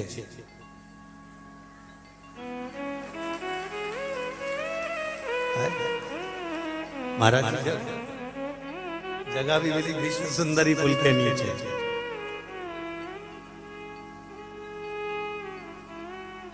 तो यहाँ जितनी भी बैठी हैं सब विश्व सुंदरी ही हैं। और यहाँ हम लेडीज और पुरुष से मतलब नहीं रख रहे हैं कि महिला को कहा गुरुजी ने कि पुरुष को कहा। यहाँ तो जितने पुरुष हो महिला हो जितने हो, आप बाबा की राजधानी में बैठे हो, बाबा की राजधानी में तो शंकर भगवान के पास तो जो भी आता है वो शिव का गण ही रहता है। तो उसमें अब ये थोड़ी ना है कि ये गणी है कि गण है। यहाँ तो सब एक बराबर है। यहाँ तो आत्मा देखी जाती है, चित्त वृत्ति मन देखा जाता है। तो हृदय की सुंदरता होना चाहिए। दुनिया बदलोगे तो स्वयं हार जाओगे। शिव महापुराण कहती है कि दुनिया को बदलने चलोगे तो स्वयं हार जाओगे। इसलिए शिव पुराण कहती है स्वयं को बदल लो तो दुनिया जीत जाओगे। स्वयं को बदल लो। हम अपने आप को नहीं बदल पा रहे। हम अपने स्वभाव को, अपनी चित्त को, अपनी वृत्ति को। देवराज ब्राह्मण कुल में जन्म लिया, ब्राह्मण कुल में रह रहा है, ब्राह्मण परिवार में जन्म लेने के बाद भी सब कुछ कर सकता था, पर अपने आप को नहीं बदल पाया, अपनी चित्त वृत्ति को नहीं बदल पाया, अपने आप को बदल नहीं पाया।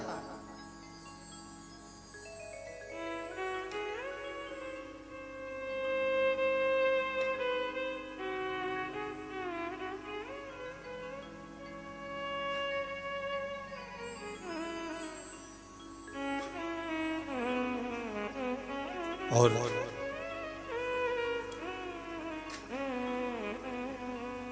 देवराज की आंखों में कभी जल नहीं आया, कभी नहीं रोया वो।